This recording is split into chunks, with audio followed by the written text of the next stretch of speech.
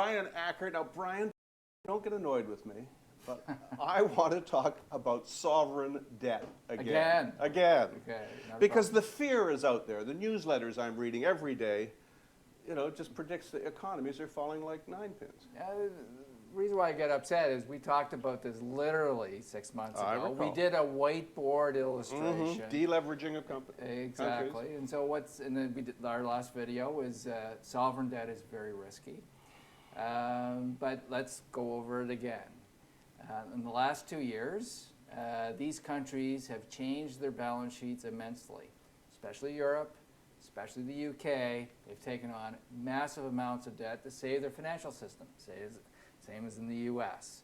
So basically they've changed their balance sheet, and now what the markets are doing, they're changing the pricing of their currencies.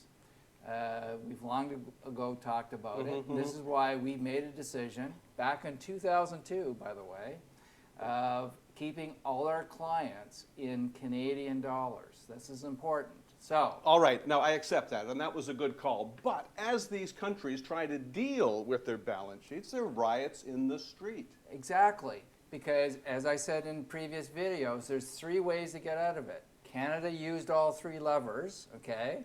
There's your currency. You devalue your currency. You increase inflation, okay? You print more money. That's going to happen. You inflate it away, which is the main 2. And obviously the third one is raising taxes and cutting expenditures. Yeah. What's hard That's about, what they seem to be incapable of doing. because the euro doesn't allow them to do that, okay? Yeah. So for Europe, here's the very simple prescription. Okay? They don't want to do it. But it's the same as the crisis back 2 years ago. It's the debt holders. Right.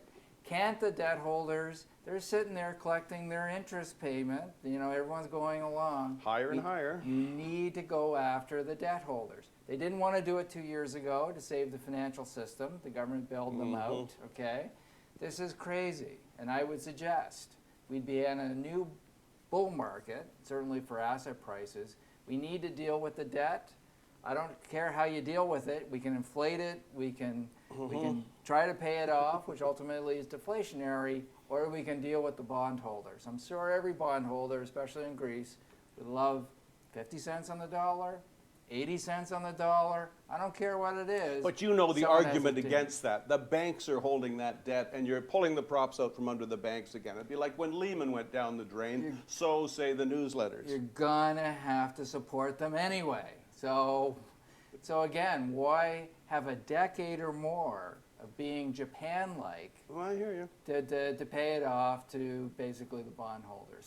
So until we sit down, rationally discuss it, and I would actually say if the Greek government came out and said, try to do something with the debt holders, and we could do a debt to equity swap somehow, the euro would rally and the financial markets would rally, because again, we're dealing with the debt. So just as a prescription, just today in the Wall Street Journal, John Cochran, a guy, basically comes out and tries to defend that. We need to purport that, but we need to somehow do it. Now, back to my Canadian dollar thing, okay?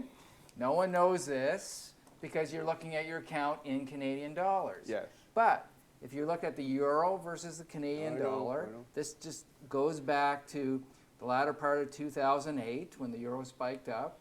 But from 2008 to present, you've made 22%. Okay, on your currency relatively to the euro. I'm going to buy an English castle. And let's talk about the UK, because the UK, to me, is in dire situations more than Europe. But if you look at certainly Great Britain, the Canadian dollar literally is 33% ahead versus the British pound. Wow. So again, we price everything in Canadian dollars, we see it in Canadian dollars, but relative to the other things that in the currencies in the world, the Canadian dollar is powering ahead relative to that. And ultimately, and again, it will take time, but the U.S. is going to have to do the same thing. Haircuts for bondholders in the U.S.? Not so much. Probably the U.S. will do it like Canada did it by doing the 3 major things. Canada can show the way if Yeah. anyone was interested to talk to a Canadian who had to live through that period.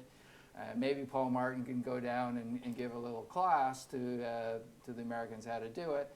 But this is why people aren't really worried about the UK, because the UK does have the currency. Yeah. It can do the 3 steps I to gotcha. get out of their debt problem. Always interesting. Okay, just in the minute we have left, how are the funds doing? U.S. fund and Canadian fund so far in May? The U.S. fund hit a high of, we were up 15% year to date. We're now up 5, I think today, maybe 6% year to date. So we had about a 10% correction there. Canada really has been following the Canadian TSX index. So the index, I think, is up about 2%, and we're flat to down 1%. So relative to the markets, we're right there to the markets. And again, we never know when the crisis lifts. We can't time the thing, etc. But I think stay in the market, do the systematic approach to investing, and I think you have gains. Given the state of the world, I'm happy. Thanks for your time, Brian. I'll be in to see you early in June. Good to see you again, Michael.